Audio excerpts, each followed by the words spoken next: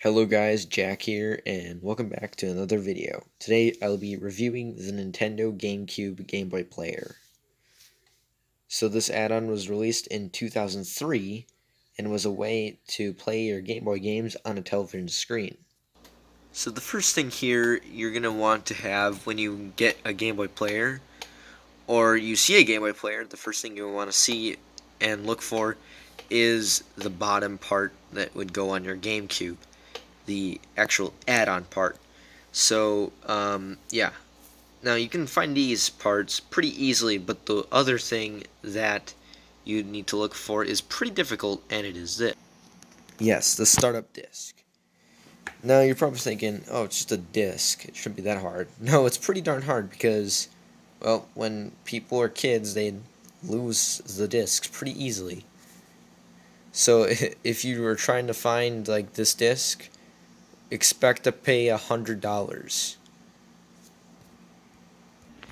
Now, why don't we take a look at what the Game Boy Player actually has to offer? Why don't we boot it up?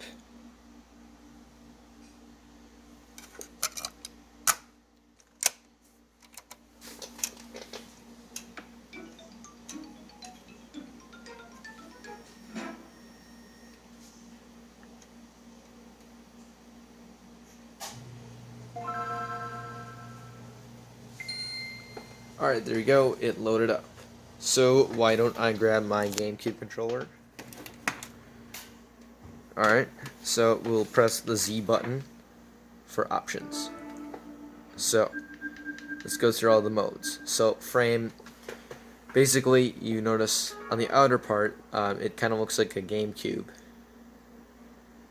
You can change that a little bit to make it look like different things. See here, it's like kind of outer space,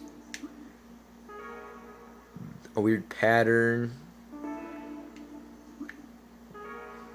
looks like water or something. You get the gist of it, okay? I'm just gonna put it back to the GameCube because that's how I like it. So the second thing is screen size.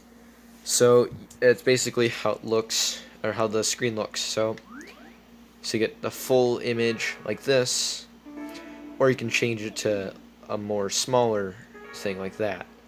Probably more suitable for original Game Boy games for the smaller one.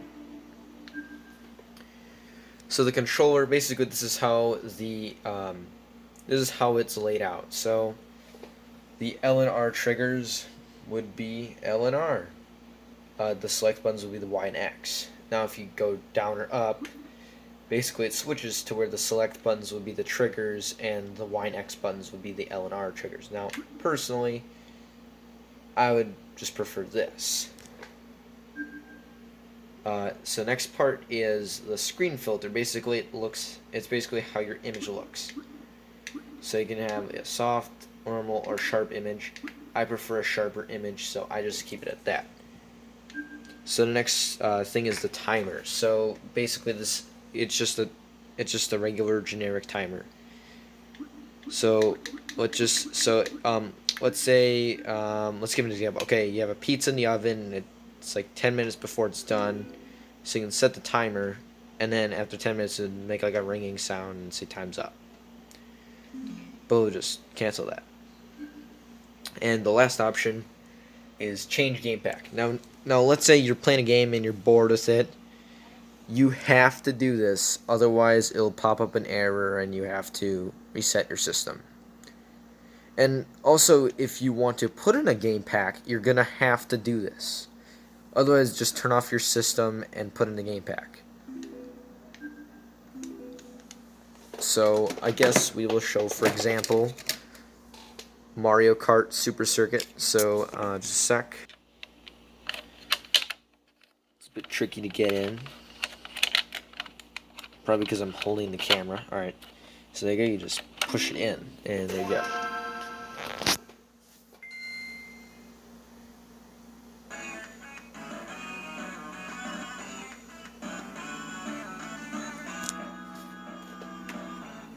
Alright, so there you go, it runs.